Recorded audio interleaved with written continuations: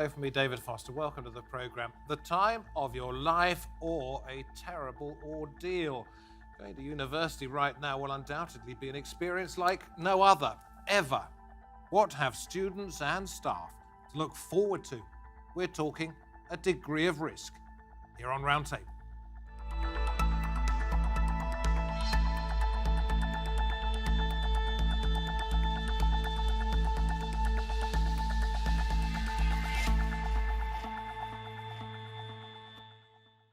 Online classes, COVID tests, limited socialising, accommodation you've already paid for but can't use. The obstacles are immense.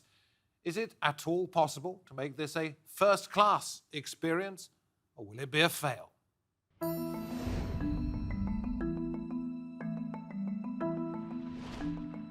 More than 1 million of students in the UK are set to return to university campuses this September.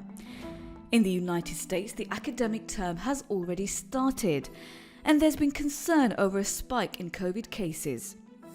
There are over 3,000 at the University of Georgia, 2,000 at the University of Alabama, 2,000 at the University of South Carolina. In all, nearly 90,000 confirmed cases on US campus since the pandemic began in spring. Universities are working on controlling outbreaks by implementing online classes, making face masks mandatory, adhering to social distancing rules and ensuring thorough cleaning on campuses. The UK's National Union of Students has warned that students may face feelings of anxiety, isolation and loneliness because of COVID-19. Going to university during the pandemic promises to be a very different experience to what went before. With all the changes in teaching and socialising, can students adapt, and will it still be worth it? I was rather taken by an article in a UK Sunday magazine about going to university. Is a degree worth it? We'll be talking about some of the points in that during the course of this programme, but right now we can welcome to the round table out of Essex, Johnny Jenkins, finally a politics student at the University of Warwick.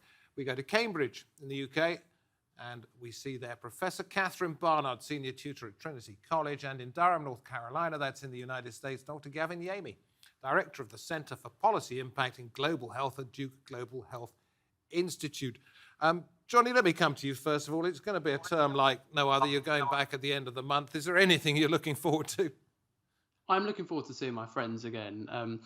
I came home for the Easter break. It was 6 months ago now.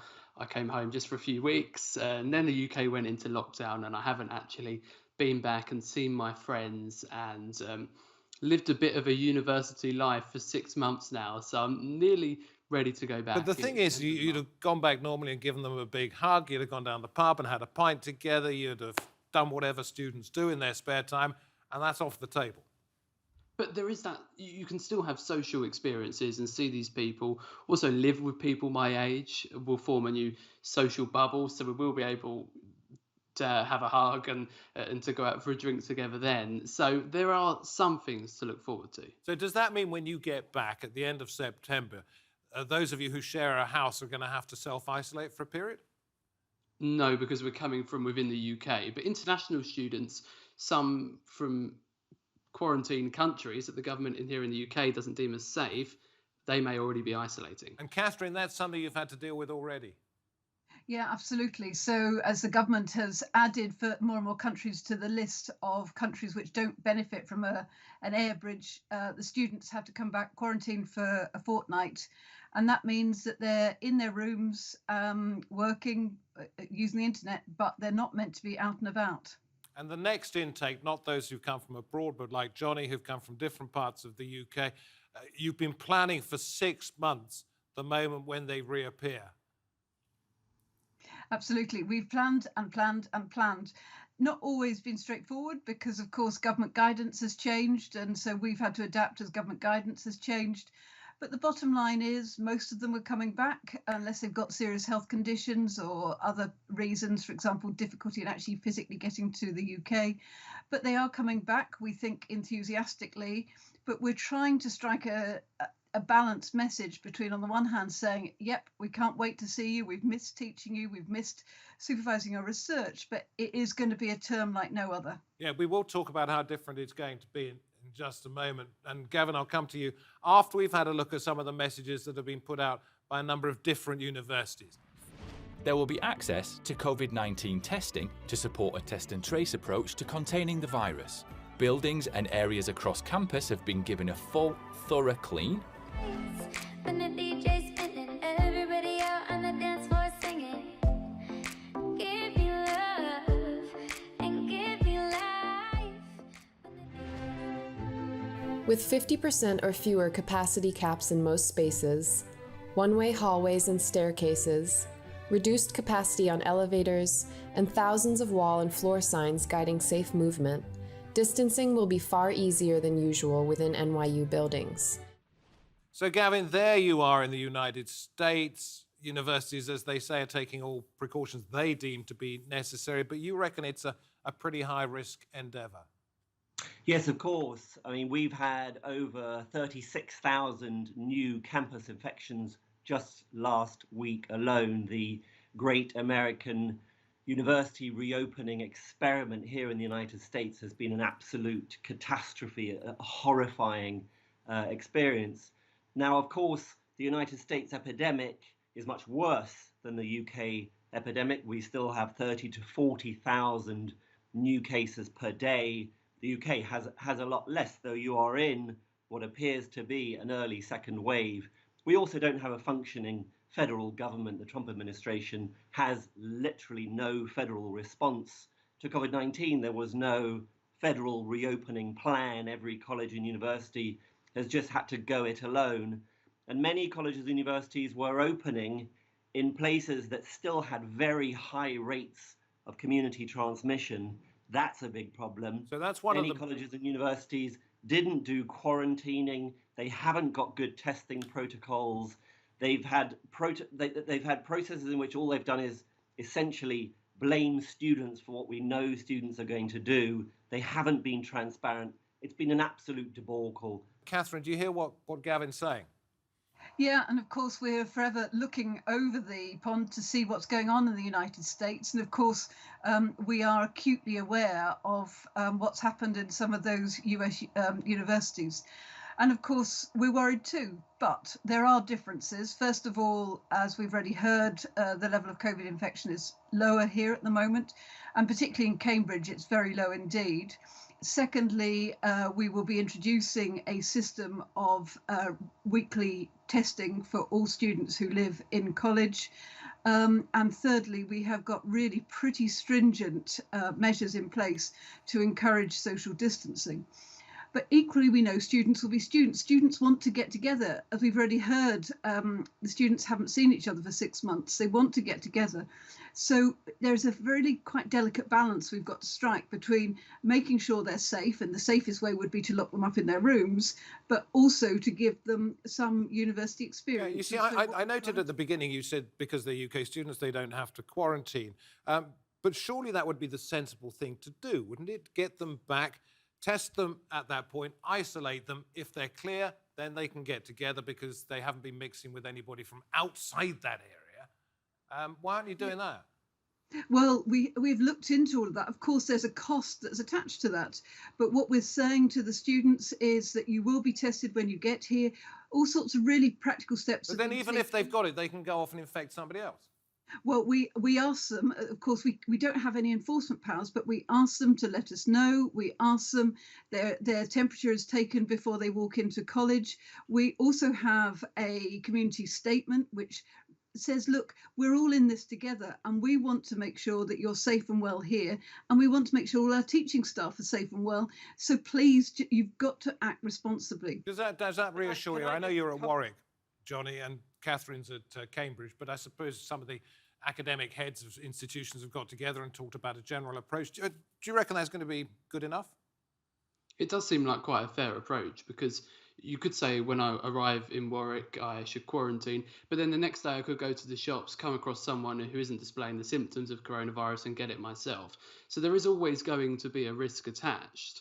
But it seems to me that if you have a tracing system set up on university campuses, which I know Warwick doesn't have the same sort of mass testing as Cambridge has announced, but some measures do need to be in place to make sure it's safe.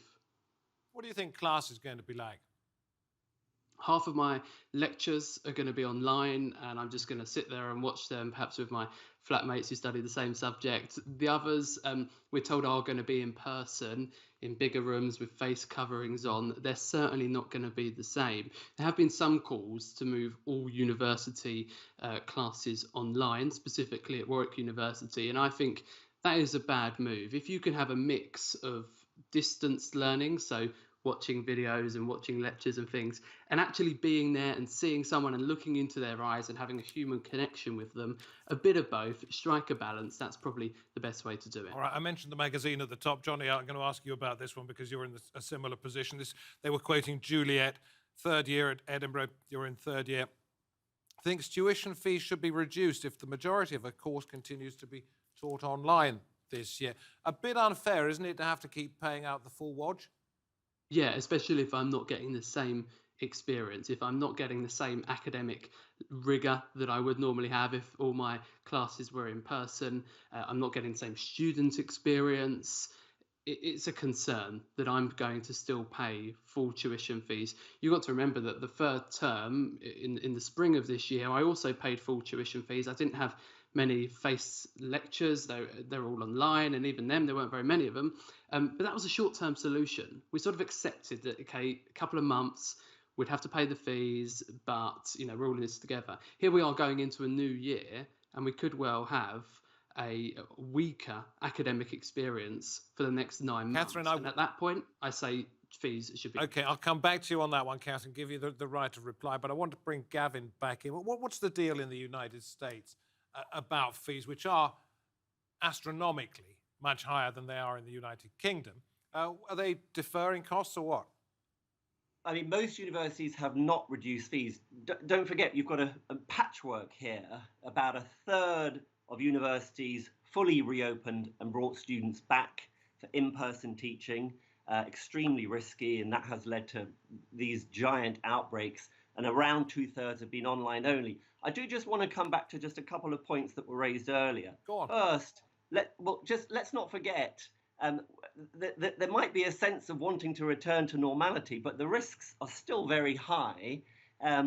It's true that if students themselves get infected, they are less likely to get sick and die. But when you see these spikes in student infections, they inevitably lead to infections amongst tutors and amongst maintenance and service staff on the campus who are highly vulnerable. So we have to do everything possible to prevent infections, to prevent these knock-on effects. The idea of classroom teaching, of course, is very attractive right now, but we now know, of course, that the virus is airborne. And if you are in a classroom without face coverings, with poor ventilation, there is a high risk of transmission. So everybody wants to be back in the classroom. I personally am not going back into the classroom to teach. Many of my colleagues are not going back. We're just not willing to face the risk of becoming infected and dying. So, of course, it's a balance. We want some kind of a return to normality. At the same time, about 1 in 10 people who get infected are going to go on to develop long COVID, highly disabling, can be very debilitating, and that can happen in young people. And the risks to others, including, of course, to the communities around us, are very high. When you have outbreaks on campus and, of course, off campus, where many students live, that inevitably affects the community. You cannot hermetically seal your campus off from the community itself. We are responsible as universities to those around us. So I'm slightly worried that there's a sense in the UK that, oh, we just have to return to sort of a normal education. We really cannot right now. This is a deadly pandemic. We still don't know very much about the virus. So you can't return to a normal education, but you're still asking students to pay up for, effectively, the car they're not going to be able to drive for 3 or 4 years. Gavin, I will come back to you and ask whether you feel perhaps you're letting down your students by not going back into class. But time to bring Catherine back in. I'll talk to you about student fees in a moment, if I may, but I want to bring up a point that Gavin made. He says he's not going in. Do you feel safe with what you've got to do as staff? Because we've only talked about students mostly so far. Yeah, so something we thought a lot about, we're taking all sorts of practical measures, like, for example, measuring the size of every room and having maximum numbers that can be fitted in there with 2 metre social distancing plus good ventilation. I myself intend to teach in person for so long as I can. I've even looked into the possibility of teaching in covered space outside, because we know that the virus spreads. Sorry, did you say effectively covered there. space? Easier said than done at the moment. Maybe a bit different in November. So you mean perhaps having a tarpaulin outside and you can bring everybody right, yeah, out into the absolutely. garden like we used to do if we were good boys at school? Yeah, exactly. So we're going to try. We're trying all sorts of things to make sure that we can do in-person teaching. But if the member of staff has got is shielding or have got other concerns, they will do it online. But of course, as we've already heard, the staff, the porters, the maintenance staff, the catering staff are also worried. Yeah, Because and what if they say, I'm too worried to want to be able to do this? Are you being sympathetic? We have been extremely sympathetic to those groups, because we recognise that there are real issues for them. But the reality is too that if we've got nearly all the student body back, they will need services. One of the fairest things to do might be to give some of the students their money back, or at least a proportion of it, because you're not giving them the full service. But that's a danger for institutions that are short of cash. Are you considering it, or is it just too financially risky? No, we're not considering it, for the simple reason that certainly at Oxford and Cambridge, we lose money on every single home undergraduate that we take. It costs significantly more for us to educate them than we receive from them in fees. And remember too... But that's subsidised by the foreign students, though, isn't it? Yep, but we're also getting fewer foreign students this year because a lot of them don't want to come for a variety of reasons. One, because they're worried about COVID, and some because they're worried about the implications of Brexit, at least in the case of the EU students. Johnny, let me ask you about this one. Some of your friends apparently think you're going over the top in the precautions that you're prepared to take. What are they saying to you? Well, people just think social distancing is a joke. So I was out with a couple of friends the other night. I was 2 meters apart. Another friend of ours came along, comes to give me a hug. No, you back off. What, are you taking social distancing seriously? Is that still a thing? Are we still doing that?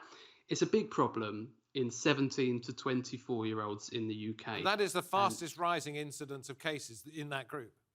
And that's why I'm very concerned about how my friends, how my peers are going to act. I think if we were sensible, we could probably do it safely. But it is a concern. You return to university, you're not going back to your parents' home that day. There's no risk of infecting your family. There is a big concern about how young people are going to act. So if you were, I will come to you, Gavin, give me a second if you don't mind. If you were a first-year student now, if you were going back for what used to be called Freshers' Week, would you think twice because of that sort of attitude about whether it was the right time to go to university? Would you perhaps think, hang on, I'm going to take a year off, I will defer, even though you might have to spend it with your parents? I would take a year out if I could. If I was going to start my degree now, I would take a year pause. Hopefully we're in a better situation this time next year, and then you can have a proper student experience. But I'm going back for my final year. I'm in the middle of the degree. I want to go back and finish it. Catherine, you seem to be saying that you wouldn't do that. Gavin, sorry to delay you, but I want to bring Catherine at this point. Yeah, I mean, the reality is this COVID virus is not going to go away. Yes, there might be a vaccine in a year's time, but the fact is we're going to be preparing for this sort of situation for at least another academic year. If students defer, one, a lot of them haven't got plans. There are very few jobs. And furthermore, it also creates a problem for the next generation, because if you've got even more students trying to compete for places next year, it means it's harder for the current school students to get into university. So we're not keen on students deferring for that very reason. Could it be because you're not getting the money if they do? It's not just about the money. It's about intergenerational fairness, and we don't want lots of students deferring this year, which means that there is a finite number of places next year, and they will have to be spread more thinly with the next generation as well as this current generation. Okay, Gavin, I shushed you up a little bit. Sorry about that. Do you still remember what you wanted to say? Yes, I want to just return to this point about social distancing and young adults. You know, as you know, many universities that reopened here in the United States have had to shut down again, right? So that's an important point, that if there are outbreaks, universities are going to shut down again. One of the reasons that that's happened, of course, has been from parties, And we have a big tradition here of kind of frat parties, sorority house parties. And what's happened at a lot of universities, I'm afraid to say, is that university leadership have essentially blamed and shamed students. Their policy was to try and prevent outbreaks through so-called personal responsibility and getting students to sign these ridiculous compacts. I will behave perfectly, during the semester. That kind of personal responsibility, that kind of naming and shaming, that's a recipe for failure. It will not work as a public health strategy. What you actually have to do is to adopt harm reduction strategies, the sorts of strategies we use to promote safer sex or safer alcohol use. And it is incumbent upon universities to offer safer alternatives to the kinds of hidden, unmasked parties that are going to happen. And I think universities in the UK, that's a really important lesson for them. What are the alternatives that you can provide? I mean, some universities here are being creative, outdoor events, outdoor masked, yoga or sort of outdoor club nights, distanced mask. You just have to face the reality that risk-taking in 18 to 22-year-old is at its peak. Yeah, I'm going to come to Catherine because you want to say something about that in just a moment. If I may, you did mention that it was all weather dependent, all the stuff outside. But going back to this magazine, Johnny, 2 questions asked here. Does having a degree still help you get a job? And is it worth £50,000 of debt? If you're taking the risk of going back and your friends are going to be rather stupid, even if you are as careful as you possibly can be, is it still worth it? Is it vital? Well, I hope so, because I'm right in the middle of it, and I wouldn't like to think that I've wasted the past 2 years. I hope that in a year's time I can sit here and tell you it has been successful and I've got a lovely job and I'm enjoying myself. But of course there are other alternatives. I've got friends that did apprenticeships or went to work straight away and have jobs that they enjoy and they've been able to develop their career so far. So my hope is that it is still worth it, but it's certainly not the only way to do it. And if I could pick up on something that Gavin's saying, there is an element of personal responsibility. I need to be careful to protect myself, protect my friends, protect those around me. And well, if everyone was a little bit more careful, then perhaps those 17 to 24-year-olds wouldn't be disobeying the rules so much. But there will be others not quite as mature as you, perhaps, that think being labelled a boring student just isn't worth it, because that's what people might say to you. You're being safe. I'd rather be a living student than a boring student. But the reality is that the outbreaks that happened here are because students got together. They are going to get together. If you think they're not, your strategy will fail. That's my point. Of course, I agree with you wholeheartedly. We all have to take some responsibility. But the reality is, I mean, I look back to my college days, I wasn't a sort of a model citizen. And so if your university's strategy is, we're going to leave it all down to students, they're going to sign a compact and we're going to wish them the best, and when things go wrong, we'll name and shame and blame them, that will fail. Catherine, you've got to act like the police. No, I don't want to act like the police, but what I do want to do is to make sure that we organise activities for the students so that they don't do it covertly and without any of the relevant controls. And so what we're doing is to badge it as Freshers Week in wellies. And for those of you who don't have English as a mother tongue, wellies is short for Wellington boots. And the idea is that we're just going to do a lot more stuff outside. So we're asking the students to bring warm clothes right from the beginning, and we're going to doing activities, we're doing meals, we're doing street food, we're doing silent disco, we're doing all sorts of activities outside in the fresh air. And yes, they've got to wrap up warm, but the fact is we are going to do some activities because we think it's really important that they do have some fun, because if we don't provide it in a socially distanced and safe way, or as safe as possible, then as we've heard in the US, they will do it for themselves in a non-safe way, because at that age they think they're immune from risk, or a lot of them do, but of course they're shedding the virus on others who are vulnerable, and so that's how it will spread. Are you a bit scared? I'm optimistic. I'm by nature optimistic, but I, of course, am acutely aware of the risks, because I've done nothing but think about this for the last 6 months. Johnny, trepidation? A little bit, but I think if universities act like Catherine is telling us and having these brilliant events planned, and there is a way you can do it and you can enjoy it. And I would quite like to go to Catherine's silent disco. Yeah, I me don't too. see the point. I have to say, Quickly, Gav. that what Catherine has laid out is exactly the sort of approach that I talked about recently with Dr. Rochelle Walensky in the BMJ, the lessons from the US. Everything Catherine has said, the regular testing, the low community transmission, the alternative safe outdoor events, looking at classroom size to figure out ventilation, masking. It's the whole, recipe for as much success as possible. Listen, So thank you. congratulations, Sorry, Catherine. time's up. Silent disco. Can't work it out. Thank you very much indeed. Great to have you on the programme. Good luck both at Durham and at Cambridge. And thank you, Gavin, for joining us from the United States. From me, David Foster, and the Roundtable team. Hope to have your company next time. I'm sure we'll return to this subject, perhaps in a couple of months' time. Maybe get you guys back on to see how it's gone. Thank you for watching. Bye-bye. See you. Thank you.